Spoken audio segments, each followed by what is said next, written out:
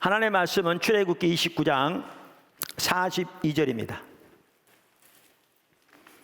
이는 너희가 대대로 여호와 앞 회막문에서 늘 드릴 번제라. 내가 거기서 너희와 만나고 네게 말하리라.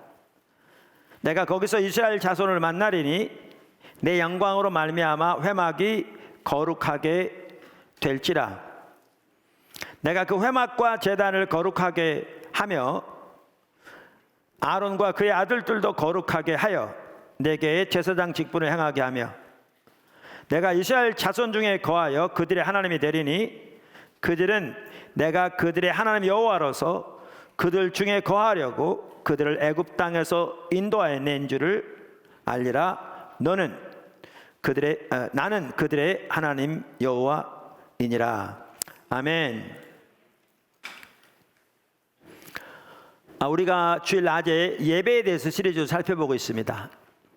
지난 2주간에는 우리의 예배에 있어서 중요한 기준인 영과 진리로 드리는 예배에 대해서 쭉 살펴보았습니다.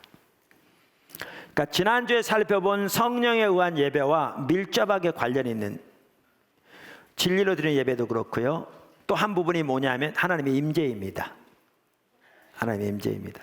그래서 오늘은 하나님의 임재와 예배에 대해서 살펴보기 원합니다.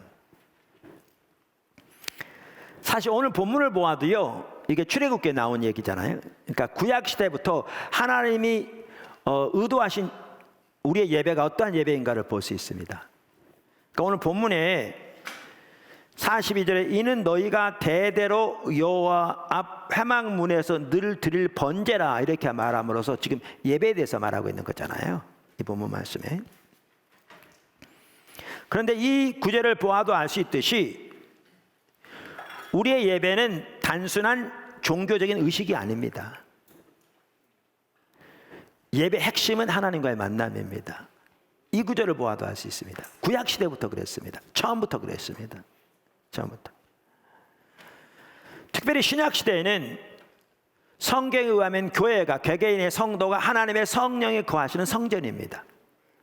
다시 말하면 오늘 이 출애굽기 29장 이 약속만 하더라도 이 약속이 성취된 것이 교회이고 성도입니다. 신약 시대.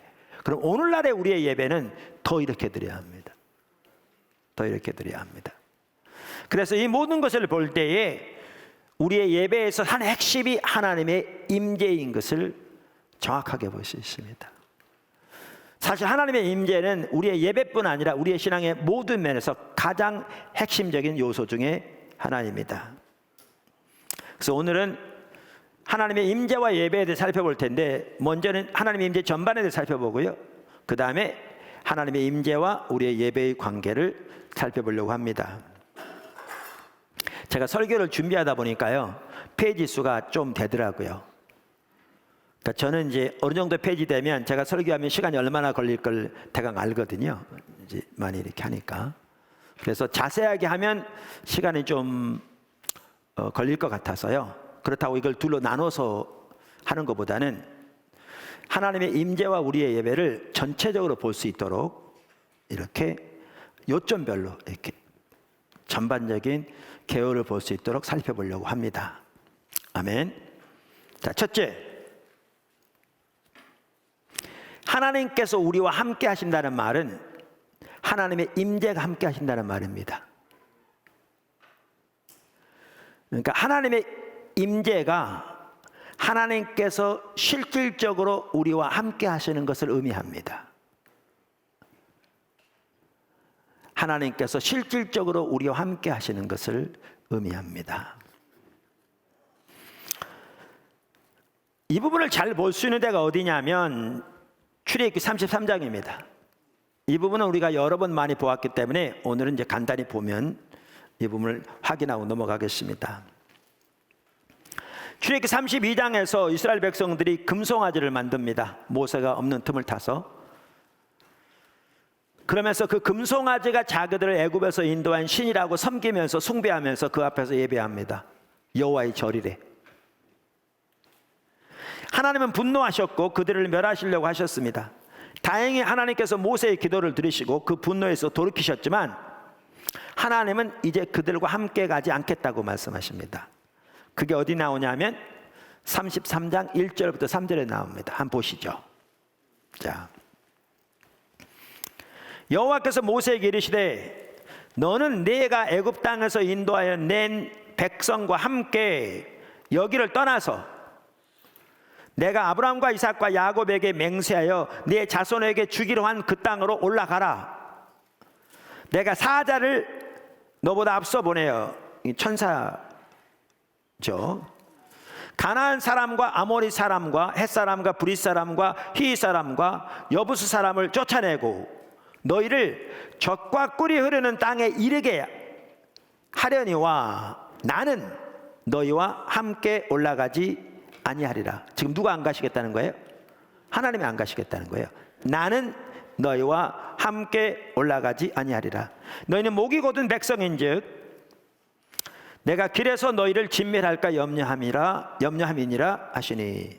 그래서 여기 보아도 알 수 있듯이 하나님께서 모세에게 이스라엘 백성들 이끌고 가나안 땅에 가라. 하나님이 이스라엘 백성들의 조상 아브라함에게 맹세한 대로 그 땅을 차지하게 하겠다. 심지어 천사를 보내서 모든 원수들을 몰아내므로 그 젖과 꿀이 흐르는 가나안 땅을 차지하게 하겠다. 그런데 나는 너희와 함께 안 가겠다. 이렇게 말씀하시죠. 자, 그랬는데 이제 모세가 올라가서 하나님께 기도합니다. 그랬더니 하나님이 이제 가시겠다 그럽니다. 그러면서 여기 14절을 보십시오. 14절. 여호와께서 이르시되 내가 친히 가리라.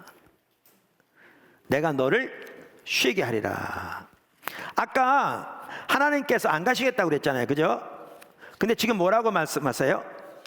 하나님이 친히 가리라 그러세요. 근데 우리말 성경에는 친히 가리라 이렇게 돼 있는데 이 친이라고 번역된 이 단어가요, 원어에 보면 얼굴이라는 뜻이에요. 그러니까 얼굴이란 말이에요. 그러니까 이걸 원문 그대로 번역하면 내 얼굴이 너희와 함께 가리라 그 뜻이에요. 근데 얼굴은 하나님의 임재를 가리켜요. 하나님의 임재를 가리켜요. 이 하나님의 임재와 관련해서 아주 좋은 이 자료가 제가 보기에는 미국의 베이커 출판사에서 나오는 성경 백과사전 중에 하나님의 임재에 관한 부분이에요. 그러니까 미국의 출판사는 이렇게 신학적인 그 성향에 따라 이렇게 출판사들이 있는데 복음주의 보수주의 신앙을 견제하는 출판사 중에 몇 군데가 있는데 그 중에 한 대표적인 출판사가 베이커 출판사예요. 거기에서 성경 백과사전은 혼자 쓴 게 아니고 여러 학자들이 각 주제에 대해서 이렇게 사전을 만들어 놓은 거죠. 그 성경 백과사전에 하나님의 임재라는 주제 아래 보면 여러 가지 소주제가 나오는데 그 내용이 참 귀해요. 제가 몇 번 쭉 말씀드렸잖아요. 그럼 그 아래에 있는 주제 중에 하나가 뭐냐면 하나님의 얼굴이라는 거예요. 그래서 특별히 구약 성경에는 이 부분이 이렇게 표현됐다. 그럼 제가 읽어볼게요. 하나님의 얼굴 그러면서 구약에서 임재는 히브리 단어 얼굴을 대변하기 위해 사용되었다. 그 단어가 전치사와 결합될 때 그것은 임재 안에서, 영어로 in the presence of를 의미했다. 창세기 32장 30절에서 야곱은 하나님을 얼굴과 얼굴을 대하여 보았다. 영어로 face to face. 사람의 인격이나 성품이 그의 얼굴에 나타난다. 그런 의미에서 사람의 얼굴은 그 사람이다. 그래서 몇 줄 띄고, 그러므로 하나님의 얼굴은 이스라엘을 구원하시는 하나님의 임재이다.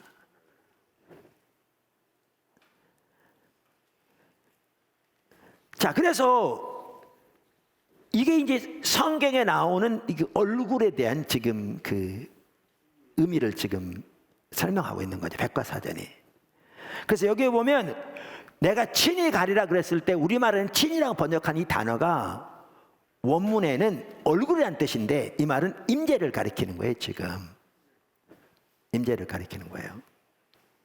그러니까 여러분들이 영어 성경들을 보시면요, NIV 성경뿐만 아니라 주요 영어 성경들은 이 단어를 다 뭐라고 번역하고 있는가 하면 presence, my presence, 내 임재라고 표현해요.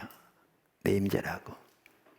자, 그걸 이제 설명하고 난 다음에 아까 하나님 안 가시겠다고 그랬잖아요. 그런데 지금 뭐라고 그러셨냐면, 여기 보면 여호와께서 이르시되, 그럼 그 의미를 살린다면 내 임재가 가리라, 이렇게 말씀하세요. 내가 너를 쉬게 하리라. 그러니까 여기에 보면 하나님이 함께 간다는 말과 하나님의 임재가 함께 간다는 말을 똑같은 의미로 사용하고 있어요. 상호 교환적으로. 그 다음 절에 보아도 그게 명백해요. 그 다음 절에 15절, 모세가 여호와께 아뢰되 주께서 친히 가지 아니하시려거든. 이게 똑같은 말이에요. 주의 얼굴이 같이 가지 아니하시려거든. 그러니까 주의 임재가, 영어 성도 이렇게 번역되어 있어요. 주의 임재가 같이 가지 아니하시려거든 우리를 이곳에서 올려보내지 마옵소서. 나와 주의 백성이 주의 목전에 은총 입은 줄을 무엇으로 알리까? 주께서 우리와 함께 하심으로. 나와 주의 백성을 친히 천하 만민 중에 구별하심이 아니니까. 이 구절에도 보면 하나님의 임재가 우리와 함께 하시는 것과 하나님이 우리와 함께 하시는 것을 같은 의미로 사용하고 있어요. 그러니까 이러한 것을 볼 때에 우리는 뭘 볼 수가 있는가 하면요, 하나님은 무소부지하신 하나님이기 때문에 온 우주에 한꺼번에 계세요. 그러면 하나님이 우리와 실질적으로 함께 하신다는 말은 뭘 의미하냐면요, 하나님의 임재가 우리와 함께 하신다는 말이에요. 그래서 하나님의 임재는 하나님이 우리와 실질적으로 함께 하시는 것을 말해요. 실질적으로 함께 하시는 것을 말해요. 그래서 아까 사전도 그렇게 표현하고 있잖아요. 우리가 이것을 잘 볼 수 있는 한 이해가 어디냐면요, 출애굽 사건입니다. 출애굽 사건입니다. 이걸 보면 하나님께서 어떻게 이스라엘 백성들 가운데 역사하셨는가 볼 수 있고, 구약 시대인데도. 그러면 신약 시대 사는 우리들이 오늘날 교회 가운데 하나님 어떻게 하시기를, 또 우리 각자의 삶 가운데 하시기를 기대해야 되겠는가, 또 바라보고 기도해야 되겠는가라는 것도 볼 수 있어요. 여러분, 출애굽 사건 가운데 하나님 역사하신 거 아시죠? 그렇죠? 그런데 자, 그 중에서 여기 보시면요, 성경에 이렇게 돼 있어요. 이렇게 출애굽기 14장에 보면 이제 홍해 사건이거든요. 그러면서 14장 23절 24절을 보세요. 이렇게 돼 있어요. 애굽 사람들이 바로의 말들, 애굽 사람들과 바로의 말들, 병거들과 그 마병들이 다 그 뒤를 추격하여 바다 가운데로 들어오는지라. 무슨 얘기인지 아시겠죠? 바다 갈라지고 이스라엘 백성이 건넌 다음에 이제 그들이 쫓아온 걸 말하는 거잖아요. 자, 그러면서 24절, 새벽에 여호와께서 불과 구름 기둥 가운데서, 그러니까 불 기둥과 구름 기둥을 인도하셨잖아요. 아시죠? 근데 여기 보면 여호와께서 불과 구름 기둥 가운데서 이스라엘 군대를 보시고, 애국 군대를 보시고, 그럼 여기에 보면 지금 하나님이 어디에 머물러 계신가를 볼 수 있냐면 불과 구름 기둥 가운데 머물러 계신 걸 볼 수 있어요. 근데 여러분, 여호와 하나님은요, 창조주 하나님으로서 피조물의 우리와는 근본적으로 구별된 주권적인 하나님이십니다. 이 땅에 계신 분이 아닙니다. 하나님 보좌에 계신 분입니다. 초월적인 하나님이십니다. 근데 성경은 지금 뭐라고 그렇게 표현되어 있냐면, 만군의 여호와 하나님이 지금 불기둥과 구름기둥 사이에 지금 계신다고 표현하고 있어요. 그리고 거기에서 보시고 이제 역사하신 거죠. 애국 군대를 어지럽게 하시며. 자, 그런데 이거를 지금 다른 말로 어떻게 표현하고 있느냐 하면요, 다른 말로 어떻게 표현하고 있는가 하면, 이사야서 63장에 보면 이제 이사야의 기도가 나오는데, 이 동일한 사건을 말하면서 이렇게 표현합니다. 11절 제가 읽겠습니다. 백성이 옛적 모세 때를 기억하여 이르되, 백성과 양떼 목자를 바다에서 올라오게 하신 이가 이제 어디 계시냐. 이게 지금 똑같은 사건이잖아요. 뭐죠?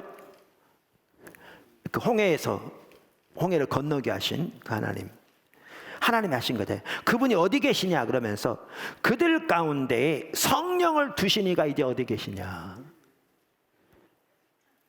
그의 영광의 팔이 모세의 오른손을 이끄시며 그의 이름을 영원하게 하려 하사 그들 앞에서 물을 갈라지게 하시고 그들을 기품으로 인도하시되 광야에 있는 말같이 넘어지지 않게 하시니가 이제 어디 계시냐. 여호와의 영이 그들을 골짜기로 내려가는 가축같이 편히 쉬게 하셨도다. 주께서 이와 같이 주의 백성을 인도하사 이름을 영화롭게 하셨나이다 하였느니라. 그럼 여기 보면 아주 중요한 말이 나와요. 그게 뭐냐면 하나님이 구름기둥 각각 불기둥 가운데 계시며 놀라운 향하셨는데 여기 보면 그것을 성령을 통해서 하신 걸 볼 수 있어요. 이 구절에 성령을 통해서. 근데 이 성령과 또 밀접하게 관계되는 게 뭐냐 하면 하나님의 임재입니다. 하나님의 임재. 성령을 통해 하나님이 그곳에 임재하신 거죠. 그래서 이 일을 이루신 거예요. 성령을 통해서. 자, 그래서 제가 두 구절을 볼 텐데 우선 하나는 구약 성경을 보면요, 하나님의 성령과 하나님의 임재를 상호 교환적으로 사용하고 있어요. 상호 교환적으로. 그게 어디 나오냐면 시편 51편 11절에 나오는데 51절 11절에 나오는데 다윗이 이제 죄를 범한 후에 회개하는 그런 시편이잖아요. 그러면서 이렇게 말해요. 11절에 나를 주 앞에서, 그러니까 주 앞에서 이렇게 번역돼 있으니까 이게 제가 말하고자 하는 바가 안 살아나요. 근데 그 원어에 보면 그런 뜻이 아니죠. 그래서 영어 NIV 성경은 그걸 어떻게 번역하냐면 이렇게 번역하고 있어요. Do not cast me from your presence. 나를 당신의 임재로부터 던져버리지 마세요. 이게 주 앞에서란 말은 주의 임재를 가리켜요. 그러니까 자, 그럼 그렇게 표현한다면 나를 주님의 임재로부터 쫓아내지 마시며 주의 성령을 내게서 거두지 마소서. 제가 시편에 나오는 중요한 특성 중에 하나가 평행법이라고 여러 번 말씀드리잖아요. 그래서 이 구절에 보면 지금 두 문장이 나오는데 이 두 문장이 평행법으로서 같은 걸 의미합니다. 같은 걸 의미해요. 그래서 여기에 보면 구약시대 주의 성령을 내게서 거둔다는 말은 그게 다른 뜻으로 뭐냐 하면 주의 임재를 내게서 거둔다는 뜻이에요. 왜냐하면 성령이 하나님의 임재가 우리 가운데 실제로 함께 하도록 역사하시거든요. 자, 이걸 본 다음에 어느 구절을 보냐면 이제 신명기 4장 37절을 봅니다. 거기에 보면 하나님께서 이스라엘 백성들을 어떻게 애굽에서 인도해내셨는가를 말하고 있습니다. 애굽에서 인도해내셨는가를 말하고 있어요. 신명기 4장 37절입니다. 신명기 4장 37절. 여호와께서 네 조상들을 사랑하신 거로 그의 후손인 너를 택하시고, 이스라엘을 말하는 거죠. 너를 택하시고 큰 권능으로 친히 인도하여 애굽에서 나오게 하시며. 그러니까 하나님께서 이스라엘 백성들의 조상들을 사랑하셔서 아브라함과 이삭과 야곱 사랑하셔서 그 후손인 이스라엘을 택하셨다. 그 택하시고 그들을 애굽에서 나오게 하셨다 그랬잖아요. 근데 어떻게 나오게 하셨다고 지금 돼 있냐면 여기 보면 큰 권능으로 친히 나오게 하셨다 이렇게 돼 있어요. 그렇죠. 그러니까 큰 권능으로 친히 인도했다 이렇게 돼 있으니까 이 구절에서도 친이라고 이렇게 번역돼 있으니까 이게 헷갈리는 겁니다. 아까 말한 대로. 근데 이 구절도 정확하게 친이라는 단어가 얼굴이라는 단어입니다. 원래 원어에. 그래서 하나님의 임재를 가리킵니다. 그래서 여러분들이 RSV, ASV, 뉴 킹 제임스, NIV, ESV 등 주요 영어 성경 보면 다 이 구절에 친이라는 단어를 presence라는 단어로 번역하고 있습니다. 임재라는 단어로 번역하고 있습니다. 그래서 하나님께서 하나님의 임재와 하나님의 권능으로 건져내신 겁니다. 자, 그러면 제가 지금 살펴본 구절들을 쭉 보시면 뭘 볼 수 있냐면요, 하나님께서 불기둥과 구름 가운데 친히 계셔서 그들을 보시고 역사하셨는데 이게 성령으로 거기 함께해서 하나님의 임재가 함께하셨다는 뜻이에요. 그래서 하나님의 임재와 능력으로 이스라엘 백성들을 건져내신 겁니다. 그들을 인도하신 겁니다.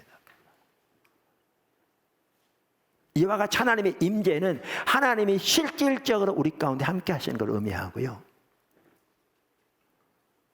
실질적으로 우리가 대표적으로 어디서 볼 수 있냐면 출애굽 사건을 볼 수 있습니다. 자, 그렇기 때문에 이러한 성경적인 가르침이 이렇게 정확하기 때문에 아까 말한 그 베이크 출판사에 나온 Encyclopedia of the Bible 성경 백과사전에서 그 하나님의 임재 아래 소제목 중에 하나가 뭐냐면 하나님의 성령인데 이렇게 표현하고 있습니다. 정말 잘 정리했습니다. 제가 한 얘기 똑같이 하고 있습니다. 읽어보겠습니다. 성령 안에서 초월적인 하나님이 그분의 백성들에게 가까이 임하셨다. 초월적인 하나님이 성령 안에서 가까이 임하셨다. 성령은 하나님의 임재가 그분의 백성들 가운데 실제가 되시는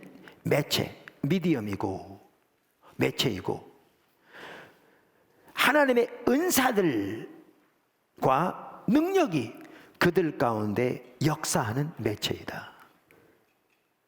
하나님 성령을 통해서 일을 이루신 겁니다. 그러면서 성령은 그분의 백성들과 함께하는 하나님의 임재와 능력이다라는 거죠. 하나님의 임재와 능력, 즉 하나님의 본질적인 성품에 따라 행동하는 하나님 그분 자신이었다. 죄인은 하나님의 성령의 도움이 없이 하나님의 임재 가운데 있을 수 없다. 성령을 빼앗긴다는 것은 하나님의 임재를 빼앗긴다는 말이었다. 아까 구절처럼 성령이 없이 하나님과 사람 사이의 대화는 불가능하다. 자, 그래서 이러한 하나님의 말씀을 종합적으로 보면 너무나 명확한 게 하나님의 임재는 하나님이 실질적으로 우리와 함께 하시는 것을 의미하고요. 그게 성령을 통해 이루어집니다. 그래서 출애굽 사건만 하더라도 하나님이 성령을 통해 하나님의 임재로 하나님 백성들 가운데 불기둥과 구름 가운데 거하시며 그들을 위해 싸우시고 그들을 인도하시고 그들의 길을 보이시며 그들을 통해 역사하셨습니다. 이게 하나님의 임재입니다. 이게 하나님의 임재입니다. 그만큼 하나님의 임재가 중요합니다. 아멘. 자, 두 번째, 하나님의 임재는 하나님께서 하나님의 백성들에게 주신 고유의 특권입니다. 하나님의 임재는 하나님께서 하나님의 백성들에게 주신 고유의 특권입니다. 고유의 특권입니다. 아까 출애굽기 33장에 이 부분이 참 잘 나와 있는데요. 다시 한번 아까 제가 읽어드렸는데 그 15절 16절에 보면 그 부분을 볼 수 있죠. 15절에 보면 우리가 아까 읽었던 것처럼 하나님이 임재가 함께 가지 아니하시려거든 우리를 이것을 올려보내지 마세요. 그렇게 모세가 기도한 다음에 16절에 보면 뭐라고 그러냐면 이렇게 돼 있어요. 16절에 출애굽기 33장. 나와 주의 백성이 주의 목전에 은총 입은 줄을 무엇으로 알리까? 주께서 우리와 함께 행하심으로. 그 윗절에 보면 그게 다른 말로 하면 주의 얼굴이 우리와 함께 행하심으로. 그 의미를 설명하면 주의 임재가 우리와 함께 하심으로. 나와 주의 백성을 천하 만민 중에 구별하심이 아니니까. 그러니까 이걸 보면 하나님께서 이스라엘 백성들을 천하 만민 중에서 구별하여 하나님의 백성 삼으셨는데, 물론 이것은 그들만을 위해서가 아니라 그들을 통해서 열방을 구원하기 위한 제사장 나라로 그들을 부르신 거죠. 그래서 이와 같이 천하 만민 중에 구별하여 하나님의 백성, 그래서 하나님은 그들이 하나님이 되고 그들은 하나님의 백성이 되는 그러한 하나님의 특별한 소유로 삼으셨는데, 그렇게 구별하신 가장 핵심적인 특징이 뭐냐면 하나님의 임재가 그들과 함께하는 거죠.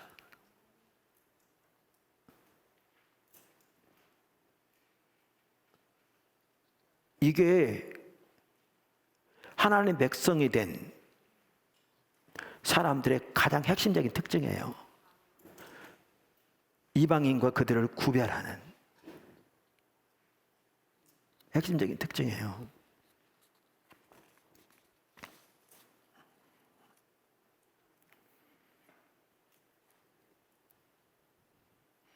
신약 성경에도 보면 예수님께서 제자들을 보내시면서 모든 민족을, 모든 족속을 제자 삼으라고 하시면서 하늘과 땅의 모든 권세가 예수님께 주어졌다고 하시면서 내가 세상 끝날까지 항상 너희와 함께 하겠다고 말씀하셨잖아요.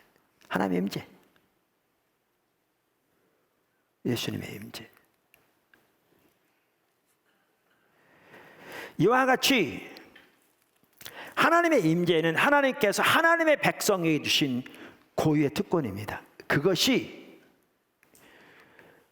구원받아 하나님의 백성된, 하나님의 자녀된 하나님의 사람들과 그렇지 못한 사람들과의 가장 근본적인 구별입니다. 구별입니다. 그게 하나님의 임재입니다. 하나님의 임재입니다. 그것이 하나님의 은총의 가장 큰 선물입니다. 온 우주의 주인이시며 만군의 여호와 하나님께서 실제적으로 우리와 함께 하시며 우리 가운데 운행하신다는 사실을 생각해 보십시오. 이게 하나님의 임재입니다. 이게 가장 큰 특권이기도 합니다. 근데 신약 시대에는 더 말할 것도 없습니다. 그것을 베이커 출판사에서 나온 그 성경 백과사전이 이렇게 표현합니다. 그것을 제가 읽어보겠습니다. 신약 성경에서는 교회가 이제 성전을 구성한다. 구약의 예루살렘 성전이 그 약속이 성취된 게 신약의 교회 그 개개인의 성도잖아요. 하나님의 성령이 그 안에 거하시는. 제가 그 부분은 오늘은 안 읽었는데 그 사전에 보면 예루살렘 성전이 하나님의 영광이 지상적인 임재로 머물러 있는 것이거든요. 그게 성전이었거든요. 하나님의 영광이 지상적인 임재로 머물러 있는 것. 그러면서 뭐라고 그러냐면 이 지금 백과사전은 신약에서는 교회가 이제 하나님의 성전을 구성한다. 기독교는 본질적으로 하나님의 임재와 하나님과의 대화의 종교이다.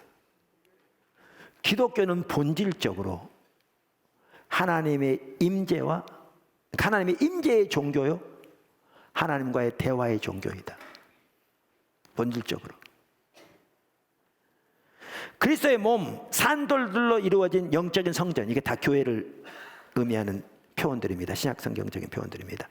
영적인 성전은, 즉 교회는 하나님의 임재와 영광의 창고이고 구약 시대 성전보다 무한정 더 위대하다.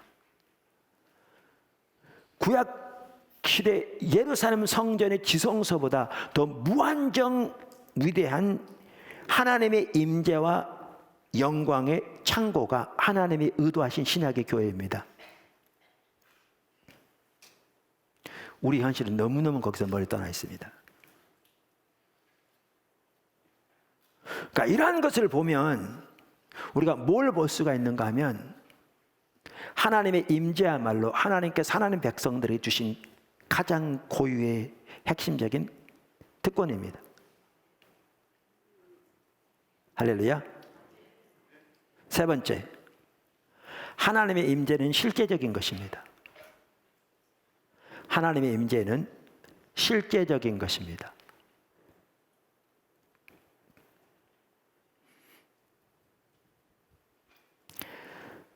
하나님의 임재가 이만큼 소중하고 이만큼 중요한데 오늘날 적지 않은 성도들은 하나님의 임재를 그저 교리적인 것으로만 받아들이고 있습니다. 교리적인 것으로만. 그런 사람들은 우리들의 영적인 상태와 상관없이, 우리 행동과 상관없이 그저 예수님의 이름으로 두세 사람만 모이면 주님이 약속하신 대로 주님의 임재가 자동적으로 그것에 함께 왔을 것으로 생각합니다.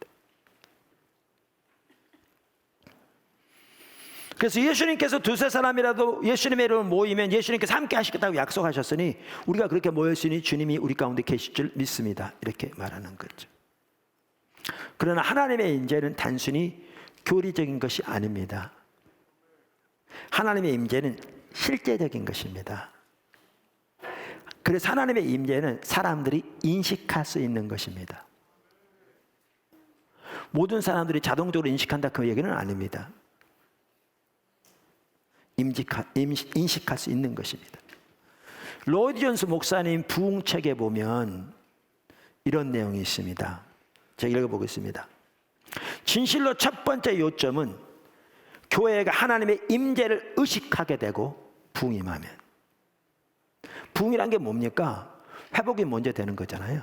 하나님 관계 회복되고 하나님의 강력한 성령의 임재로 임하시고 하나님의 성령을 부어주셔서 우리의 신앙이 회복되고 예배가 회복되고 하나님의 주권적인 통치가 우리 가운데 실질적으로 더 회복되어지는 이때를 말하는 거죠. 이때를. 그러면서 교회가 하나님의 임재를 의식하게 되고 자기들 가운데 그 능력을 의식하게 된다는 것입니다. 중약, 능력과 임재를 의식하는 일이 있습니다. 몇 줄 띄고 그들이 언제나 의식하는 것은 자기들 가운데 영광스러운 하나님의 임재를 갑작스럽게 의식하게 되는 것입니다. 무슨 말이냐? 하나님의 임재는 우리가 의식하고 인식할 수 있는 실제적인 것입니다. 실제적인 것입니다. 사실 우리의 신앙이 회복되고 하나님의 관계 회복되어지면 하나님의 부흥 때뿐만 아니라 당연히 부흥이 정도의 차이는 있을지 몰라도 하나님의 임재는 우리가 의식할 수 있는 것입니다. 실질적인 것입니다. 실질적인 것입니다. A.W. 토저 목사님들이 이렇게 얘기합니다. 하나님의 임재는 기독교의 핵심 진리이다. 예, 하나님의 임재는 기독교의 핵심 진리입니다. 근데 너무 안타까운 사실은 뭔지 아십니까? 오늘날 성도들 중에 적지 않은 성도들은요, 하나님의 임재라는 용어 자체를 못 들어봤습니다. 그러니까 신앙생활 하면서도 이렇게 선교단체에 이렇게 함께하거나 이런 분들 말고 소위 말하면 교회에서만 신앙생활 해왔던 많은 분들, 신앙생활 30년, 40년, 50년 했을지 몰라도요, 하나님의 임재가 이토록 소중한데 하나님의 임재라는 용어 자체를 들어보지 못하는 사람들이 절대 적지 않습니다.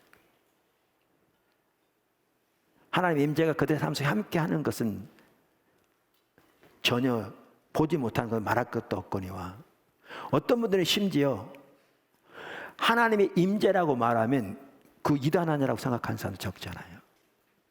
그만큼 심각한 거죠. 토저 목사님이 이렇게 얘기합니다. 하나님의 임재는 기독교의 핵심 진리이다. 핵심입니다. 아까 나눈 것 본 것처럼. 기독교의 메시지의 핵심에 계신 하나님은 그분의 구속받은 자녀들이 그분의 임재를 명확하게 의식하기 원하시는 하나님이시다. 그러나 안타깝게도 현재 유행하는 기독교는 그분의 임재를 단지 이론으로만 알고 있다. 따라서 그분의 임재가 현재의 신자들에게 실현될 수 있다는 그들만의 특권을 강조하지도 않고, 우리의 영적 지위가 하나님의 면전에 있다고 말로만 가르칠 뿐 그분의 임재를 체험해야 할 필요성에 대해서는 침묵한다, 이렇게 말하죠. 하나님의 임재는 실제적인 것입니다. 아멘. 네 번째, 하나님의 임재가 거치면 우리는 모든 것을 잃습니다. 다시 말합니다. 하나님의 임재가 거치면 우리는 모든 것을 잃습니다. 하나님의 백성들이, 그리고 교회가 아무리 많은 세상적인 부와 명예를 얻었다 할지라도, 그리고 아무리 많은 사람들이 모인다 할지라도, 또 아무리 많은 소위 하나님을 위한 사역을 행하고 아무리 많은 프로그램이 진행된다 할지라도 하나님의 임재를 잃으면 모든 것을 잃는 것과 같습니다. 하나님의 임재가 우리에게서 거치면 하나님의 생명은 우리에게서 더 이상 실질적으로 함께하지 않습니다. 생명의 역사는. 그러면 우리는 종교적인 모양과 의식과 프로그램과 교리만 남습니다. 껍데기만 남게 되는 것이죠. 작은 첫 번째, 하나님의 임재가 거칠 수 있습니다. 하나님의 임재가 거칠 수 있습니다. 아까 다윗 기도하는 거 보셨잖아요. 그토록 절박하게 기도했잖아요. 주의 성령을 내게서 거두지 말아달라고. 근데 그게 무슨 뜻이라고요? 아까 그 구절도 정확하게 평행법으로 보여주듯이, 그 다음에 백과사전도 얘기하듯이 하나님의 임재를 자기에게서 거두지 말아달라고. 하나님의 임재로부터 자기를 던져버리지 말아달라고 그토록 절박하게 부르짖고 있잖아요. 하나님의 임재가 거칠 수 있습니다. 거칠 수 있습니다. 그러니까 하나님 백성이 하나님의 관점에서 하나님을 떠나면, 즉 신앙의 본질에 떠나면 하나님의 임재가 거칩니다. 하나님께서 인내하셔서 기다리실 수는 있지만 반복적인 하나님의 촉구에도 불구하고 돌이키지 않으면 하나님의 임재가 거칩니다. 우리는 이것을 신구약 전체에서 볼 수 있습니다. 신구약 전체에서. 그 대표적인 예는 구약 시대의 예인데 에스겔서 10장에서 볼 수 있습니다. 10장 4절.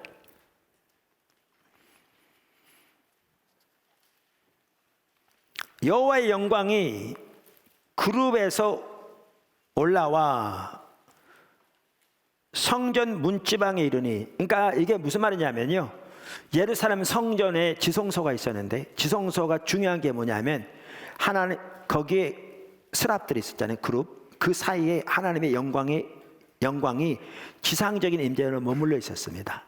그러니까 하나님의 임재가 거기에 머물러 있었습니다. 이게 성전이 성전되게 하는 가장 핵심적인 요소였습니다. 핵심적인 요소였습니다. 그런데 그 하나님의 영광이, 하나님의 임재가 거기서 떠난 겁니다. 그래서 어디에 머무르냐면 성전 문지방에 머무른 거죠. 지성소에 떠나서. 지금 그 얘기입니다. 문지방에 이르니 구름이 성전에 가득하며 여호와의 영화로운 광채가 뜰에 가득하였고, 이제 18절을 보십시오. 10장.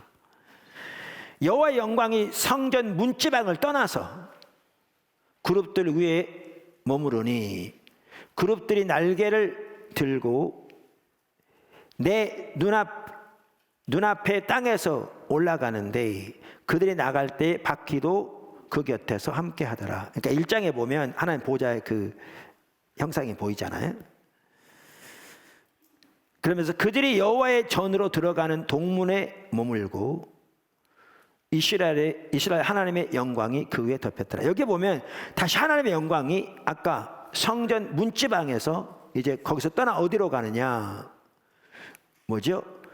여호와의 성전으로 들어간 동쪽 문에 머물게 됩니다. 이제 성전 밖으로 나왔습니다. 그 다음에 다음 장 11장 22절에 보면 어떤 일이 있냐면 이렇게 나옵니다.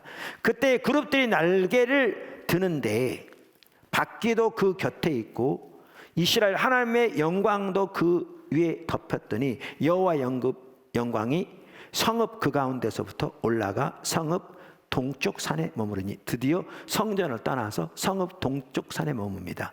그리고 이제 예루살렘을 떠납니다. 나중에. 자 보십시오. 하나님의 영광의 임재가 성전에서 거칩니다. 그 똑같은 시기인데 그러니까 예레미야 7장 4절에 보면 하나님께서 예레미야를 그 예루살렘 성전에 보내서 하나님께 예배하러 오는 자들에게 외치게 하신 말씀이 그거였습니다. 7장 4절에 너희는 이것이 여호와의 성전이라 여호와의 성전이라 여호와의 성전이라 하는 거짓말을 믿지 말라. 8절 너희가 보라 너희가 무익한 거짓말을 의뢰하는도다. 우리가 이 부분에 대해서는 이 시리즈를 살펴보면서도 타락한 예배를 살펴보면서 보았기 때문에 기억하고 있습니다. 그 당시 이스라엘 백성들 예루살렘 거민들이 예레미야 말을 알아들었겠냐고요. 하나님께서 친히 자기 이름을 두시겠다고 맹세하신 그 예루살렘 성전.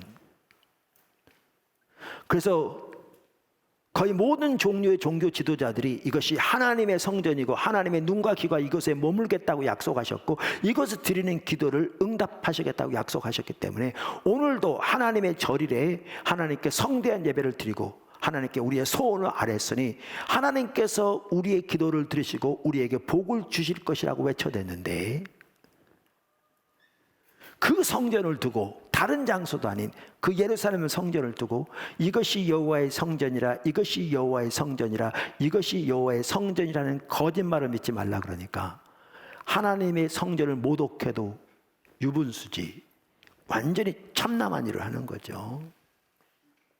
그러니까 아무도 못 알아들었죠.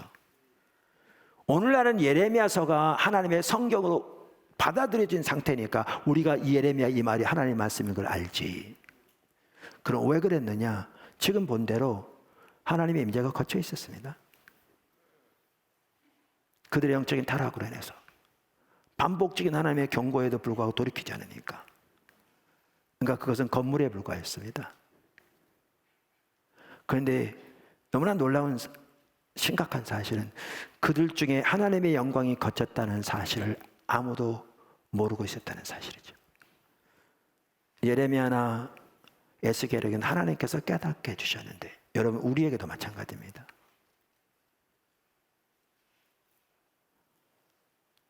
하나님의 임재가 거칠 수 있는데요 우리가 전혀 의식하지 못한 채 거칠 수 있습니다.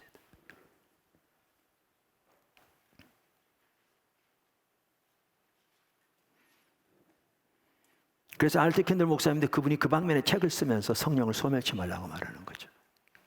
그렇게 하지 말라고.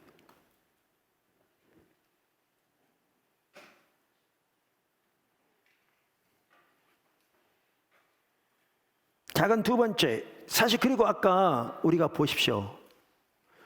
이사야 63장에 그 출애굽 당시에 하나님의 역사를 기억하면서 지금 그 하나님이 어디 계시냐고 부르짖고 있잖아요. 그게 뭘 의미합니까? 그 임재가 거쳐 있는 거죠.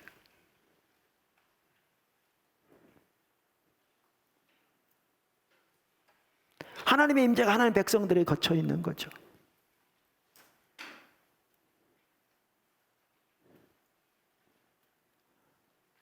그러니까 하나님의 그 살아있는 생명 역사가 더 이상 함께하고 있지 않은 거죠. 하나님 백성들의 삶 속에 출애굽 당시에 그들 가운데 거하시며 그들 가운데 그들을 위해서 그들을 통해서 그 놀라운 일을 행하셨던 하나님의 실질적인 역사, 그것을 성경은 생명이라고 표현하는데 하나님의 생명이 그들과 함께하고 있지 않은 거죠. 하나님의 임재가 함께하지 않으니까.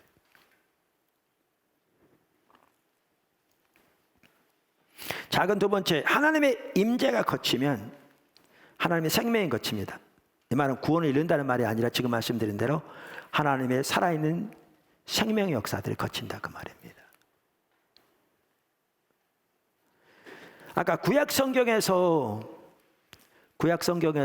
하나님의 임재가 거치는 그 예를 보았는데요. 신약 성경도 나옵니다.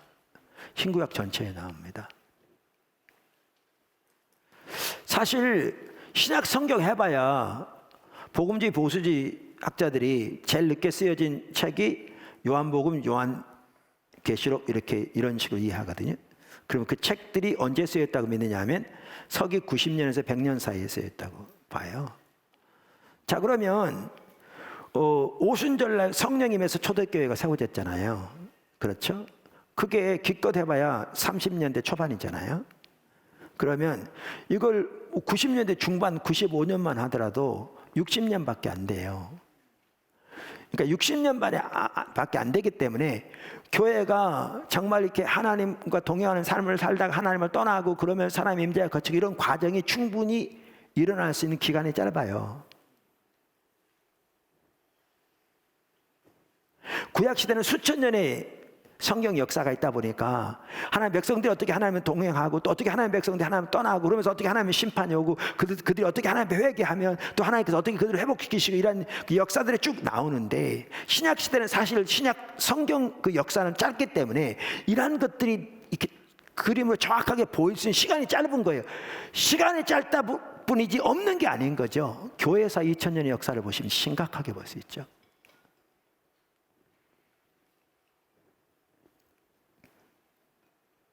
근데 그런 신약 성경에도 하나님의 백성이 하나님 떠난 곳 하나님의 임재가 거친 그 모습이 나와요. 어디 나오냐? 라오디게아 교회에서 나와요. 요한계시록 3장에 라오디게아 교회에 보낸 편지, 거기에 보면 나와요. 그게 3장 14절부터 21절에 나오는데요. 다 읽어보면 좋지만 우리가 주일 낮 시간이 이렇게 많지 않아서 제가 두 구절만 읽겠습니다. 먼저 어디냐면 3장 20절이죠.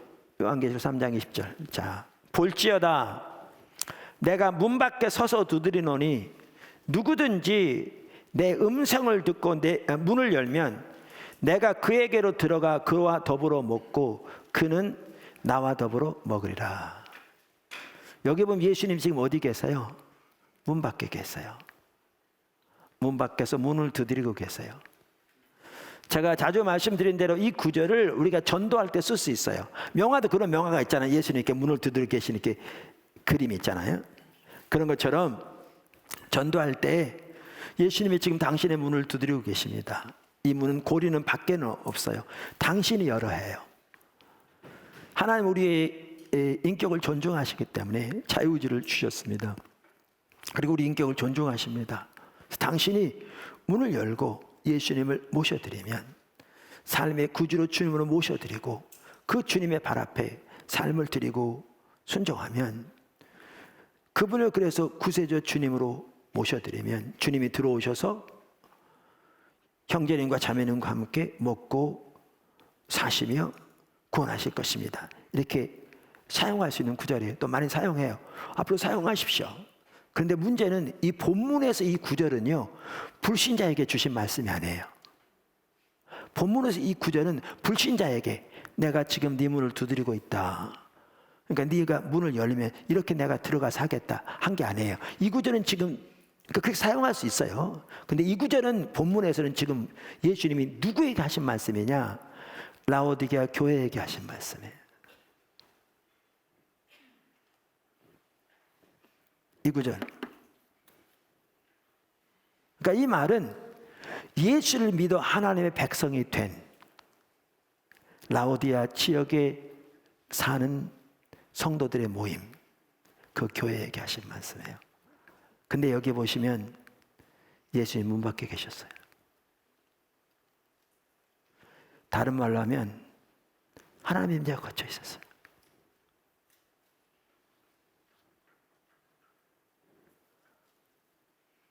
그랬더니 하나님의 임재가 거쳐 있으니까 아까 출애굽 당시에 하나님이 그들 가운데 계시며 애굽 사람들 일도 보시고 그 가운데서 그러면서 역사하시.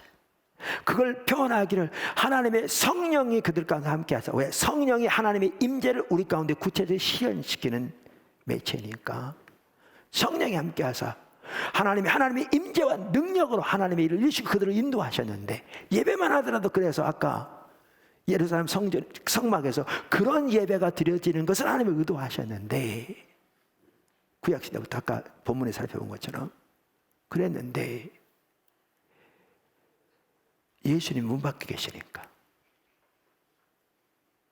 예수님이 두세 사람이 모인 것을 내가 함께 하겠다고 약속하셨고 보라 세상 끝날까지 항상 내가 너희와 함께 하겠다고 약속하신 그분인데 너무나 많은 사람들 우리는 그 교리만 붙들고 있는데 그 신약시대 교회인데 예수님 문 밖에 계신 거죠. 그러니까 그 교회 가운데는 하나님 앞에 소중한 것이 단 하나가 없었습니다. 하나님 앞에 소중한 것이 단 하나가 없었습니다.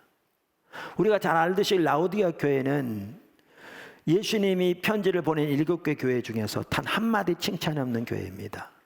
그 교회를 향해서 이렇게 말씀하셨습니다. 17절 내가 말하기를 나는 부자라 부하여 부족한 것이 없다나 내 곤고한 것과 가련한 것과 가난한 것과 눈먼 것과 벌거벗은 것을 알지 못하는도다. 그 라오디게아 지역이 산업이 발달했다고 그래요. 성도들이 부자였죠. 그러니까 교회도 헌금이 많았죠. 어쩌면 많은 프로그램이 되었을 것이고요. 사람도 많이 모였을지 몰라요. 그러니까 그들은 다 하나님의 축복을 받아서 이렇게 잘 산다고 생각했겠죠. 그래서 정말 하나님의 축복을 받은 교회고 이렇게 많은 활동과 이렇게 많은 또한 프로그램들이 진행되어서 자기들이야말로 부족함이 없을 만큼 부유한 자들이라고 자부했는데 하나님의 임재가 거친 사실로 인식하지 못하는. 그러니까 하나님 앞에서 칭찬받을 것이 단 하나가 없는 거죠. 하나님 앞에서 너무너무 가난한데 본인들은 부자라고 생각하니까 무엇이 참된 부인지도 모르는 거죠. 영적인 눈이 멀었는데 그 사실도 깨닫지 못하는. 하나님 앞에 의의 행실은 전혀 없어서 철저하게 벌거벗었는데 그 사실도 깨닫지 못하는. 여러분 사실은요, 이 라오디게아 교회가 너무나 오늘 한국 교회 모습과 비슷합니다. 지금 자세한 내용은 안 살펴보려고 합니다. 과거에도 몇 번 살펴봤고요. 제 책들에 있습니다. 자세한 내용을 보시려면 책들에 보시면 좋겠습니다. 이와 같이 하나님의 임재가 거칠 수 있고요. 하나님의 임재가 거치면 하나님이 우리 가운데 거하시며 운행하심으로써 하나님만이 하실 수 있는 그 소중한 일들이 거칩니다. 신약 성경의 이야기입니다. 그러니까 60년밖에 안 됐는데도 벌써 교회들이 이런 상태가 되어지기 시작하고 있는 것을 볼 수가 있습니다.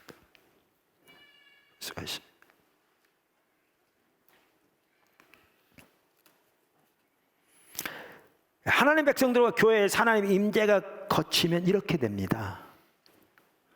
그래서 하나님의 백성들에게 있어 하나님의 임재를 잃어버리는 것보다 더 치명적인 것이 없습니다.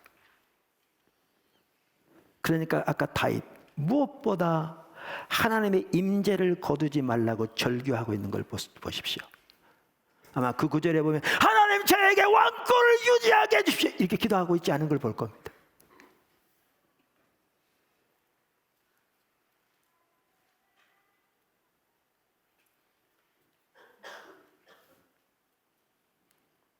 그는 하나님의 임재를 거두지 말아달라고 절교하고 있습니다.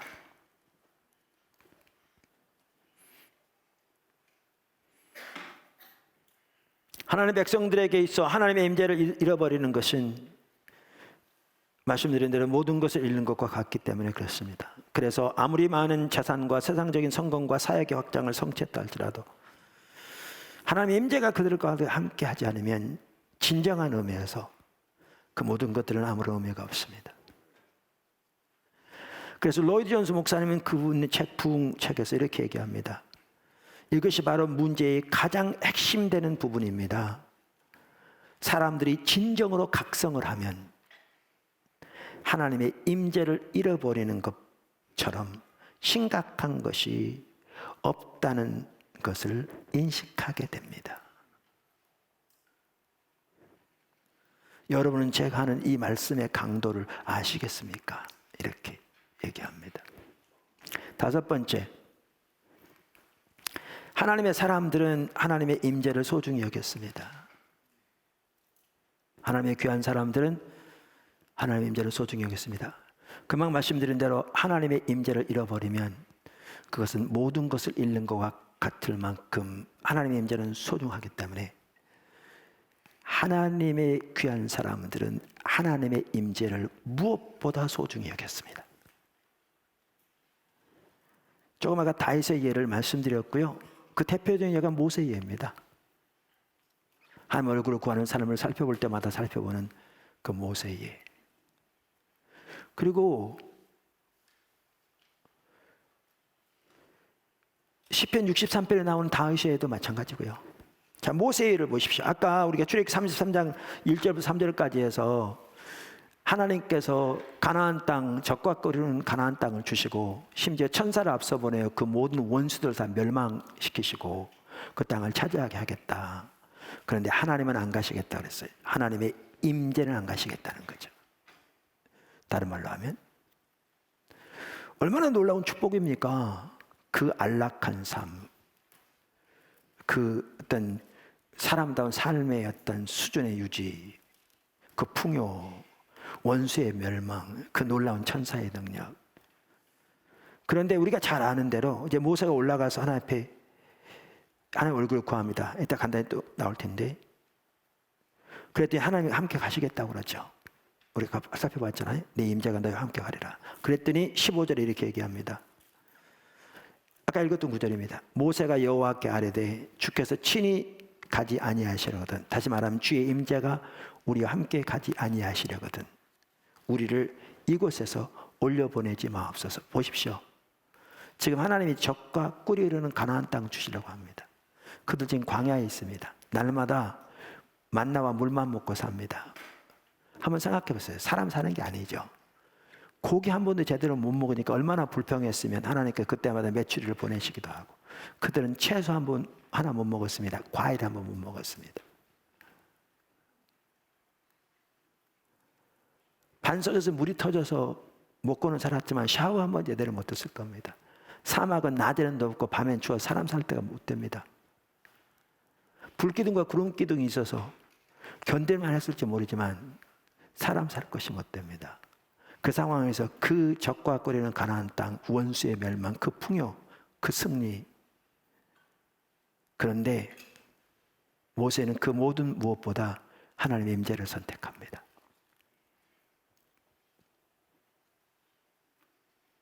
이게 하나님의 귀한 사람들이 가졌던 자세입니다. 왜냐하면 각성하게 되면, 깨닫게 되면, 올바로 하나님과 올바른 관계 가운데 있게 되면 하나님의 임재보다 더 소중한 것이 없는 것을 알게 되니까요.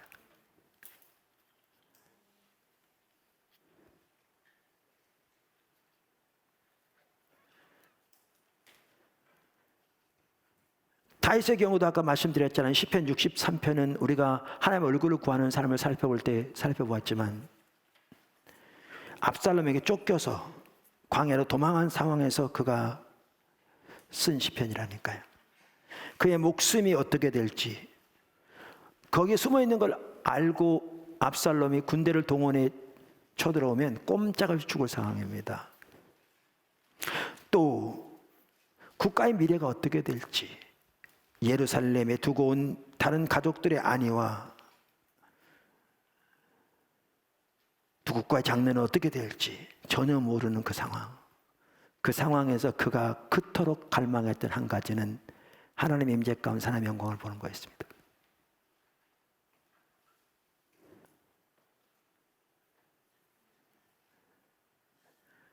하나님의 언약궤가 있던 성전, 그 언약궤는 하나님의 위엄이 지상적인 임재로 머물러 있던 보좌였는데 그 성경 백과사전이 표현하듯이 그곳에서 하나님의 아름다운 영광을 바라보고 그분을 예배했던 그것을 기억하면서 그 임재 가운데 더 이상 나갈 수 없는 자신의 그 상태에서 무엇보다 그것을 기억하고 갈망하고 사모하고 갈급하고 있는 걸 볼 수 있습니다.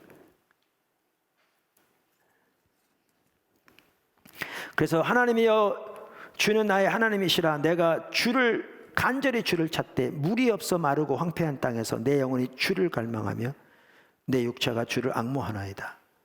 내가 주의 권능과 영광을 보기 위하여 이와 같이 성소에서 주를 바라보았나이다.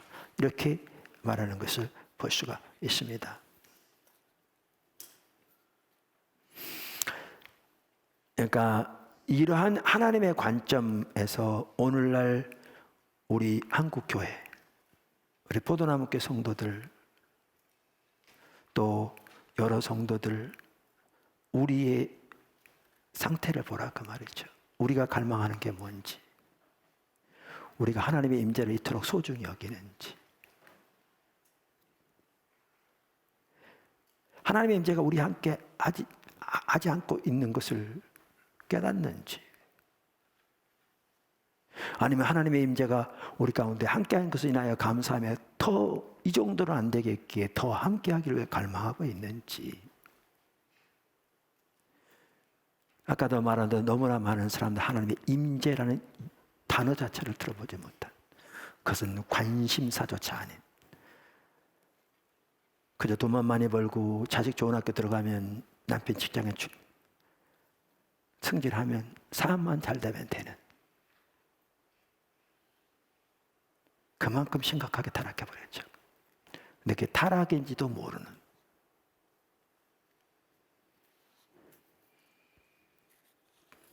여섯 번째, 하나님의 얼굴을 구하는 곳에 하나님의 임재가 함께 하십니다. 하나님의 얼굴을 구하는 곳에 하나님의 임재가 함께 하십니다. 이처럼 하나님의 임재가 소중한데, 하나님의 은혜로 우리를 구원하셔서 하나님의 임재가 함께 하십니다. 그런데 우리가 하나님의 얼굴을 구할 때 지속적으로 하나님의 임재가 함께 하십니다. 특별히 하나님의 임재가 우리에게 거쳐져 있다면 집중적으로 하나님의 얼굴을 구하여야 합니다.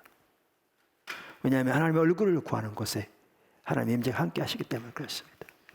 지금 코로나 사태로 아까 한국교회가 처해 있는 정말 심각한 상황이라고 저는 생각합니다. 이때요, 하나님의 얼굴을 집중적으로 구하는 길만이 살 길입니다. 살 길입니다. 이 부분도 우리가 출애굽기 33장에 볼 수 있습니다. 아까 하나님께서 안 가시겠다고 그랬잖아요. 그 말은 하나님의 임재가 함께 하지 않겠다 그랬는데, 모세가 올라가서 기도하거든요. 그랬더니 하나님이 그 기도를 들으시고 곧바로 뭐라고 그러셨냐면 내 임재가 너희와 함께 가겠다 그러셨어요. 그럼 무엇이 하나님의 마음을 바꾸게 하셨냐는 거죠.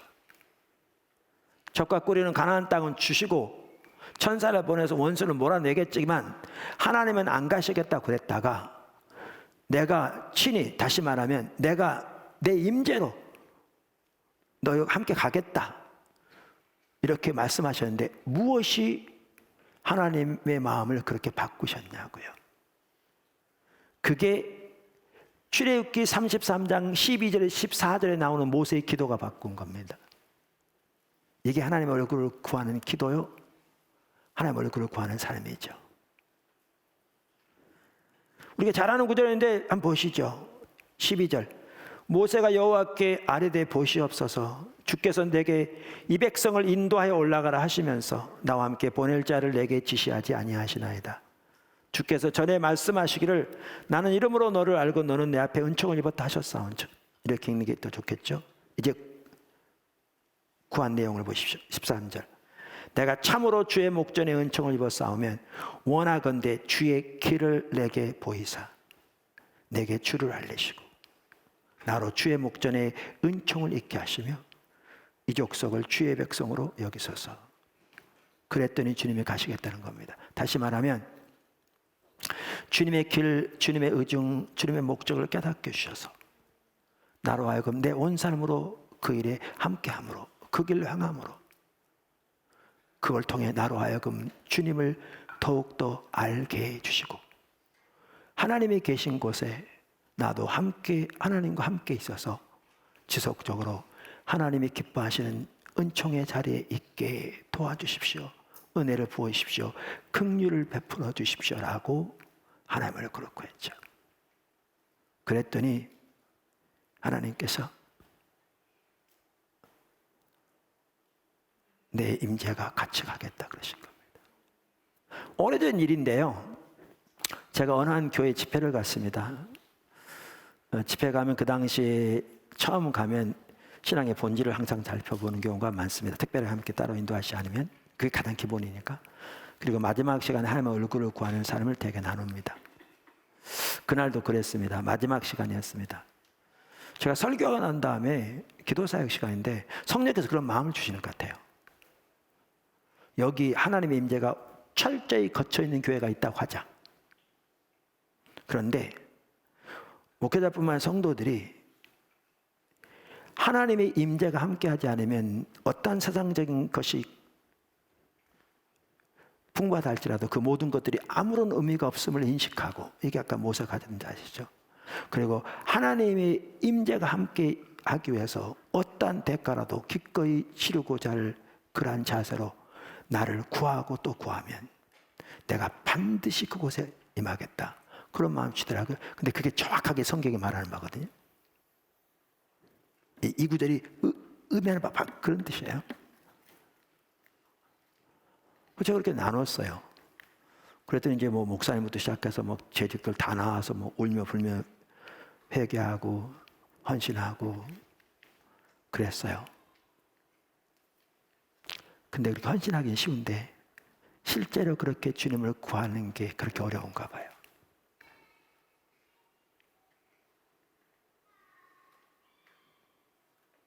우리들도 그런가 봐요.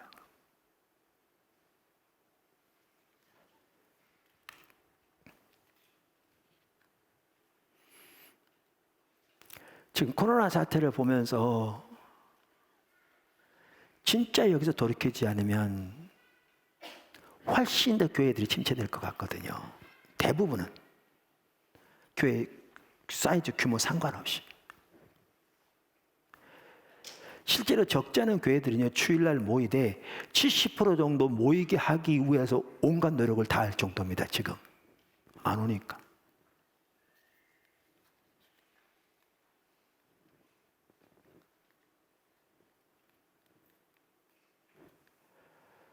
그런데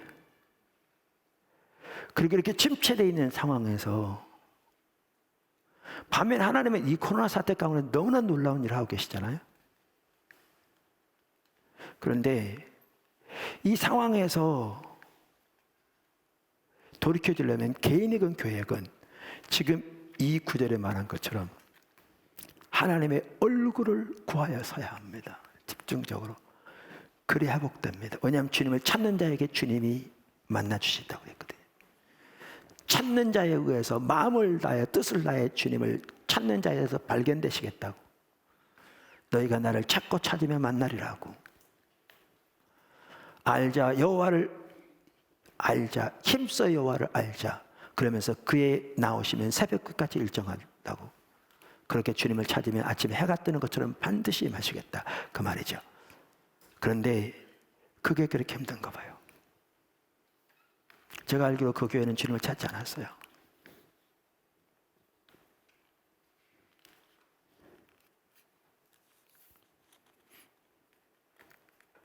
하나님의 얼굴을 구하는 곳에 하나님의 임재가 함께합니다.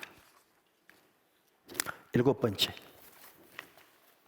참된 예배와 하나님의 임재는 깊이 연관되어 있습니다. 이제 하나님의 임재와 예배의 관계를 좀 살펴보겠습니다. 참된 예배와 하나님의 임재는 깊이 연관되어 있습니다. 작은 첫 번째, 참된 예배가 되기 위해서는 하나님의 임재가 필수입니다. 참된 예배가 되기 위해서는 하나님의 임재가 필수입니다. 자, 우리가 지난 2주 동안에 예수님께서 제시하신 참된 예배에 대한 기준, 정말 중요한 기준이죠. 영과 진리로 드리는 예배를 살펴봤습니다. 영과 진리로 드리는 예배 모두 하나님의 임재 없이 불가능합니다.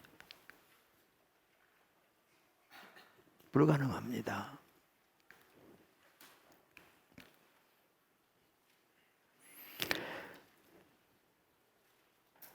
사람들이, 예수 믿는 사람들이 뭐 구약도 마찬가지, 신약 시대에도 주님을 따라가다 시험 많이 듭니다. 안 들었으면 좋겠지만 시험도 들어요.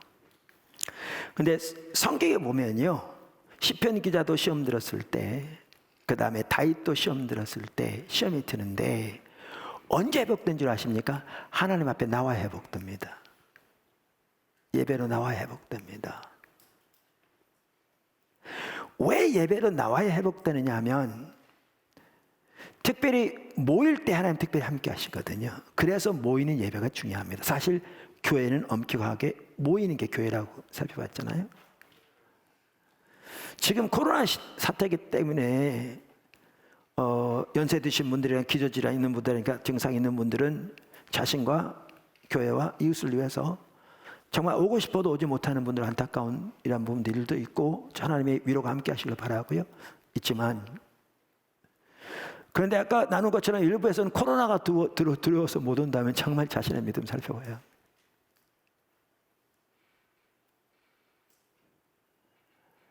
그래서 그렇게 안타까워서 이렇게 흩어져 있지만, 지금 영상으로 많은 분들이 예배 드리고 있는데, 우리가 떨어져 있지만 정말 마음을 다해서 하나님을 찾을 때 하나님 함께 하시죠. 그런데 근본적으로 교회는 모이는 게 교회입니다.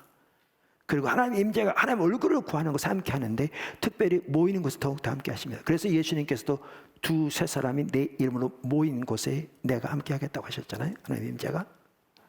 근데 아까 왜 시험이 들수록 더 나와야 되느냐 하면, 이렇게 예배로 나올 때 하나님의 임재가 함께 하실 때 우리의 마음의 눈이 열려져서 사탄의 속임수는 거짓말의 특징이거든요. 이러면 시편 기자가 시험 들은 게 뭐냐 하면, 자기는 하나님의 뜻대로 살려고 나름대로 열심히 살아가는데 하나님을 절대 알지 못하는 이방인 같은 경우에는 하나님도 경외하지 않고 하나님 법대로 살아가지도 않는데 세상적인 물질은 자기 생각보다 더 많이 벌고 겉으로 보기에는 아무런 어려움도 없는 것 같으니까, 그럼 내가 살아가는 게 뭔가 싶어서 시험 들었던 겁니다. 한 시편 기자는. 그런데 어떻게 회복됐느냐? 하나님께 예배로 나왔더니 하나님께서 그의 마음눈을 열으셔서 불신자들의 영적인 상태가 마치 미끄럼틀에 서 있는 것처럼 어느 때라도 하나님의 심판이 임할지 모르는, 그래서 그걸 깨닫고 난 다음에 그야말로 일반적인 표현으로 말하면 먼지를 뒤집어 쓰면서 짐승보다 못한 말을 했다고, 그렇게 그 성격적인 표현은 건 아니지만 그런 식입니다. 그렇게 하나님 앞에 회개하면서 은혜를 구하죠. 그래서 아까 말씀드린 것처럼 우리 이번 주부터 시작되는 그 예배만 하더라도요, 시험 들을수록 모여야 합니다. 그래 회복될 가능성이라도 있습니다. 그런데 이러한 일들이 일어나기 위해서 필수가 뭐냐? 하나님의 임재입니다. 하나님의 임재입니다.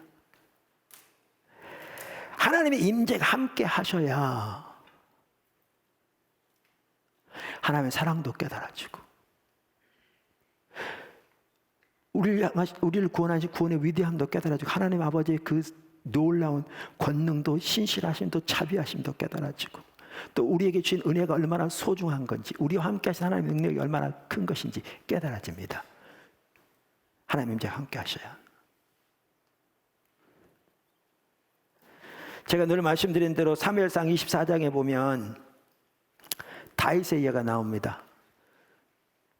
자기는 왕이 되기를 원치 않았는데 어느 날 갑자기 하나님이 선지자를 보내서 왕 삼으셨잖아요. 근데 그때부터 사울이 시기해서 자기를 죽이려고 그러는데 도망 다녔죠. 어떨 때 미친 척 해가지고 살아남기 위해서. 블레셋 진영에서. 근데 하루는 사울이 그 용변보로 굴에 들어온 겁니다. 그 굴 안에는 자기와 부하들이 숨어 있었는데. 그러니까 부하들도 부추기는 거죠. 드디어 하나님이 기회를 주셨습니다. 하나님은 왕에게 기름 부으셨지 않습니까? 근데 드디어 원수를 당신의 손에 붙이셨습니다. 하나님 하신 겁니다. 명령만 내려주십시오. 그런 거죠. 그럴듯하잖아요. 근데 다윗은 그렇게 안 했어요. 그래서 옷자락만 좀 잘랐다니까요. 나중에 이렇게 보여주면서 내가 죽일 수 있었는데 난 안 죽였다는데 왜 나를 죽이려 하느냐, 뭐 하기 위해서. 근데 성경에 보면요, 옷자락 자르자마자 회개합니다. 하나님의 기름 부은 자에게 손을 댔다고. 우리 같은 상상이 안 되죠. 이게 왜 가능한 줄 아십니까? 하나님의 임재가 있어야 가능해. 제가 이번에 그 책 소개에 있습니다. 그 두란노에서 이번에 번역한 존 비비어 목사님이 쓴 존중, 한번 꼭 보십시오. 여러분 일터 사역에서 이렇게 불신자들과 같이 일할 때, 때로는 여러분의 보스가 불신자일 때, 또 하나님의 관점에서 합당치 않게 행할 때, 가정에서도 또 직장에서도 사회에서도 교회에서도 국가적으로도 정말 이렇게 좋은 그 하나의 가이드 같더라고요. 보십시오. 그래서 예배가 정말 하나님이 운행하시는 참된 예배가 되기 위해서는 하나님의 임재가 필수입니다. 아까 출애굽기 29장만 보세요. 명확합니다. 그게 없이는 가능하지 않습니다. 한 번은 하나님이 그렇게 가르친 적이 있어요. 이게 하나님이 가르치려고 했던 것 같아요. 24차 십자가 성령 컨퍼런스니까 오래됐죠. 그때 주제가 예배회복이었어요. 그때는 목회자 컨퍼런스와 평신도 컨퍼런스 나눠서 했어요. 지금은 평신도 컨퍼런스 전체 컨퍼런스라고 그러는데, 평신도는 용어를 쓰지 않기 위해서 그 구분이 이렇게 성경적이 아니라서 그랬는데, 목회자 컨퍼런스 첫 시간인데 저도 설교를 준비했고 찬양팀도 다 준비했죠. 기도하면서 하나님의 전혀 임재가 함께하지 않는 것 같더라고요. 찬양팀도 인도하면서 되게 힘들어하는 것 같고, 제가 설교를 잘 못하겠더라고요. 근데 하나님이 가르치려고 하는 것 같았어요. 제가 그래서 설교하다 그랬어요. 지금 하나님의 임재를 우리 가운데 함께하지 않으신다. 근데 다음 주 한번 와보시라. 다음 주 전체 안 오시면 첫 시간이라도 한번 와보시라. 실제로 그랬더니 꽤 몇 분 목사님들 오셨어요. 오늘하고 다를 거다. 똑같은 사람이 설교하고 똑같은 내용을 설교하고 똑같은 사람들이 준비해서 찬양할 거지만 다를 거다. 그 다음 주에 정말 달랐죠. 한 가지 차이는 뭐였는 줄 아십니까? 하나님의 임재였습니다. 하나님의 임재 없이 예배는 정해진 순서를 마치고 돌아가는 의식에 불과합니다. 껍데기만 남은 거죠.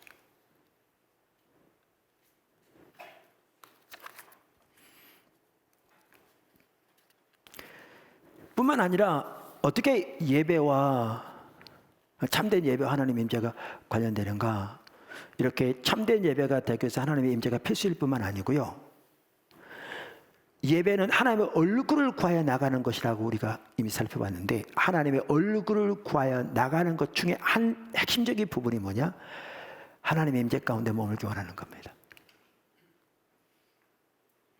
하나님의 임재 가운데 머물기 원하는 겁니다. 시편 24편 6절에 보면 우리가 이미 살펴봤잖아요. 예루살렘 성전에 예배로 나가는 건 시편인데, 이는 여호와를 찾는 족속이요 야곱의 하나님의 얼굴을 구하는 자로다, 이렇게 말함으로써 예배는 하나님을 찾아 나가는 건데, 하나님을 찾는다는 말은 하나님의 얼굴을 구하여 나가는 것이라고요. 근데 그 한 핵심적인 부분이 하나님의 임재 가운데 있기를 구하는 겁니다. 아까 제가 읽었던 그 베이커 백과사전 다시 읽겠습니다. 하나님 얼굴에 대한 부분입니다. 구약에서 임재는 히브리 단어 얼굴을 대변하기 위해 사용되었다. 그 단어가 전치사와 결합될 때 그것은 임재 안에서를 의미했다. 창세기 32장 30절에서 야곱은 하나님을 얼굴과 얼굴을 대하여 보았다. 사람의 인격이나 성품이 그의 얼굴에 나타난다. 그런 의미에서 어떤 사람의 얼굴은 그 사람이다. 그래서 우리가 하나님의 얼굴을 구한다는 것은 그분을 구하는 겁니다. 그분의 성품과 그분의 의도를 알기를 구하는 겁니다. 근데 그러면서 이렇게 말합니다.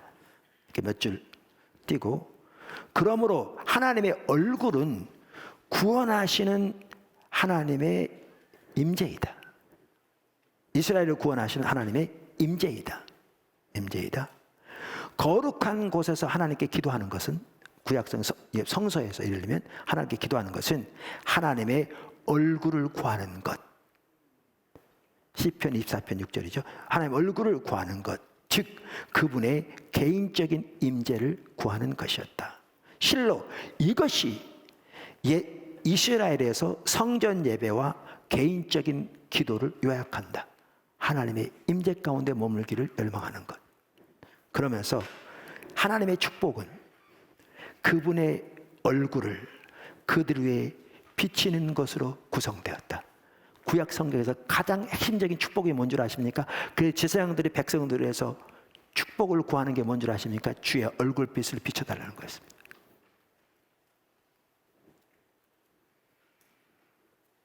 주의 얼굴빛을 비춰달라는 거였습니다. 주님의 임재를 채워달라는 겁니다.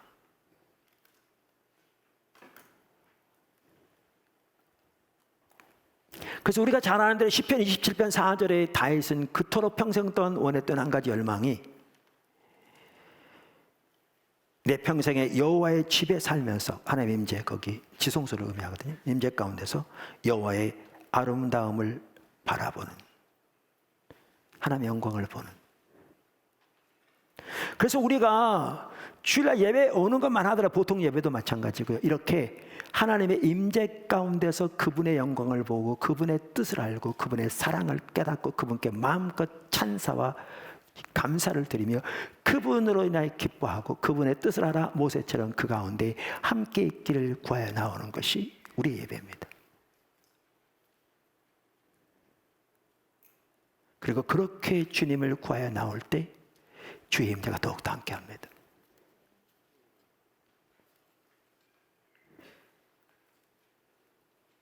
그게 출애굽 당시부터 의도하신 예배입니다. 신약은 더 말할 것도 없고.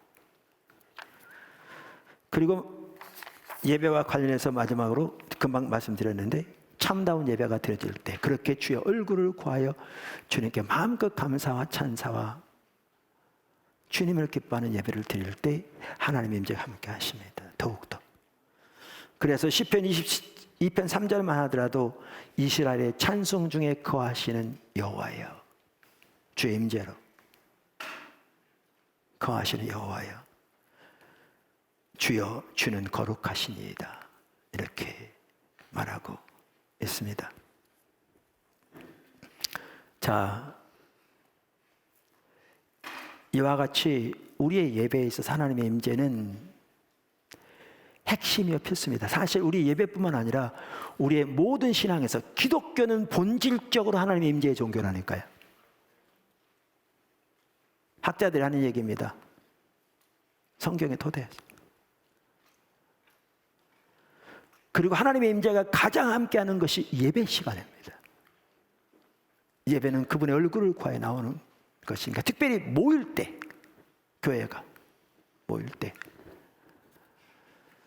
그래서 이 출애굽 당시만 해도 하나님이 어떻게 하나님의 임재로 성령을 통해 그들과 함께 하셔서 그 놀라운 일을 셨는가를 보고, 구약 시대도, 신약은 훨씬 더 하나님의 영광과 하나님의 임재의 창고인데 구약과는 비교할 만큼 더 놀라운 창고라고 그랬는데, 우리의 예배가 그렇게 되기를 구해야 합니다.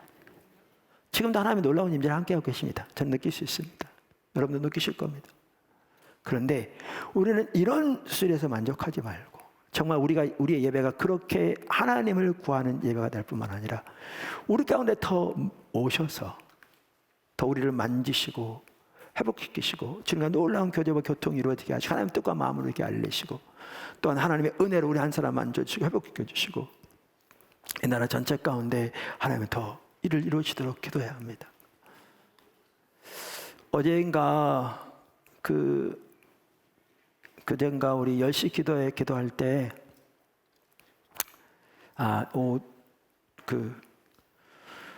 2시 토요일 날 기도할 땐가 잘 모르겠습니다. 우리 기도 인도할 땐가 제가 기도 인도하는데 이런 게 보여졌습니다. 너무 마음 아프게. 오늘날 우리나라에 안 믿는 사람들의 입장에서 보면 교회가 그들의 인식에는 그들만의 리그입니다. 자기들끼리만 어울리는 전체적인 것 전혀 생각하지도 않은. 그리고 많은 사람들 중에서는 차라리 정직함이라든가 진실함이라든가 어떤 일의 탁월함이란 이런 것은 믿는 사람보다 훨씬 더 뛰어난 이런 상황. 그래서 때로는 인식에서부터 코로나 이렇게 하면서 무슨 뭐 술집이라든가 뭐 탁구장이나 이런 거 나열될 때 교회들도 같이 나열되는. 그러니까 우리가 조심하지 말란 말이 아니라 얘기는 인식에 그 용어에 표현된 배우에 있는 가치에. 또 우리들만 하더라도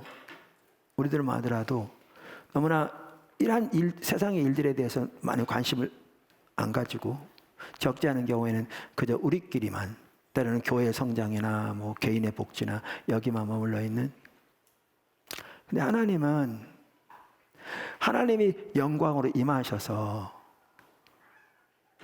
세상 사람들이 가지고 있는 진실함, 정직성 이런 걸로 훨씬 초월해서 더 높은 수준의 정직, 더 높은 수준의 의로움, 더 높은 수준의 사랑, 이리로 자신들이 나갈 뿐만 아니라 안 믿는 사회까지도 이끌어가도록 하시는 것이 하나님의 교회를 부르신 목적이거든요. 너희는 세상의 빛이라고, 소금이라고. 근데 우리는 그 자리에서 너무나 멀리 떠나 있는 거죠. 그래서 절박하게 기도가 나오더라고요. 하나님 우리에게 빛을 비춰주셔서 우리의 인식부터 바꿔주시고 하나님의 자원과 능력과 십자가의 능력으로. 그래서 초대교회 당시에 사실 로마의 압제를 당했지만 기독교인들의 삶을 통해 그러한 일이 일어났고 18세기 영국의 나라가 완전히 엉망일 때 교회를 통해서 그 사회가 살았거든요. 캐직 사경에만 하더라도 늘 그들이 추구했던 바가 더 높은 수준의 거룩이었거든요.